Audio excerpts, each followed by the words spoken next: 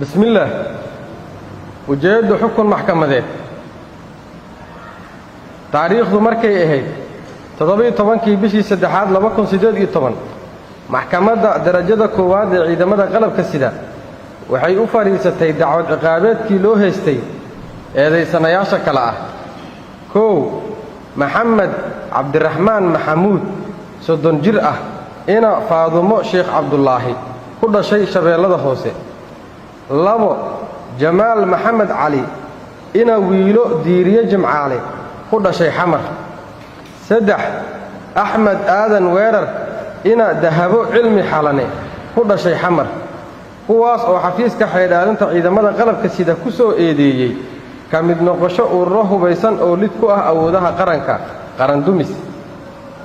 eedeysanaha koowaad maxamed cabdiraxmaan maxamuud waxaa si gaar ah loogu soo eedeeyay in uu ka tirsan yahay kooxda al-shabaab una qaabilsan yahay qaybta qaraxyada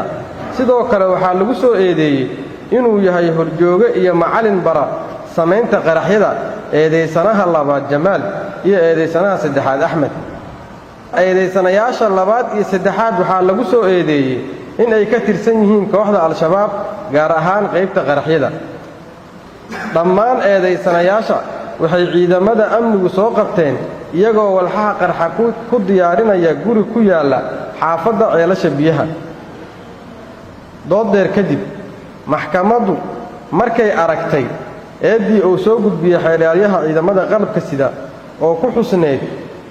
qodobada 221 xeerka ciqaabta Soomaaliyeed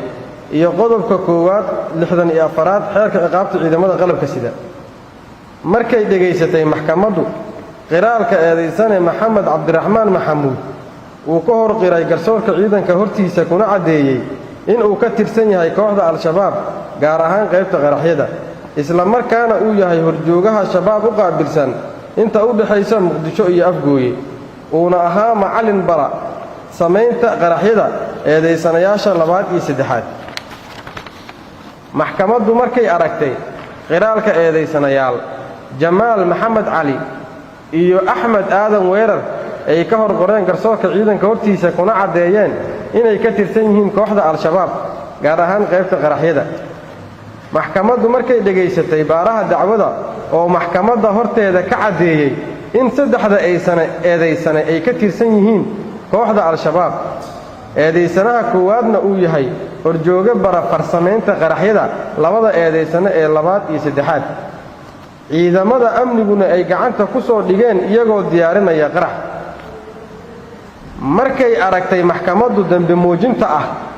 koow cadeymaha looga qoray eedeysanayaasha garsoorka hortiisa labo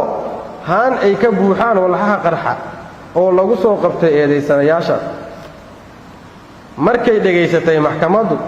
doodii u dhaxaysay dhinacyada xeer ilaalinta ciidamada qalabka sida iyo qareenada difaacaya eedeysanayaasha sidaa darteed maxkamadda waxaa u caddaatay in saddexda eedeysane ay yihiin dembiilayaal galay dembiyada lagu soo oogay waxayna maxkamaddu ku kala xukuntay maxamed cabdiraxmaan maxamuud waxay maxkamaddu ku xukuntay xabsi daa'im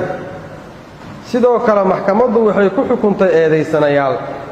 jamaal maxamed cali iyo axmed aadan weerar min 10 sano oo xabsi ciidan ah ciddii aan ku qanacsanayn xukunka maxkamadda waxaa u furan racfaan wabilaahi tawfiiq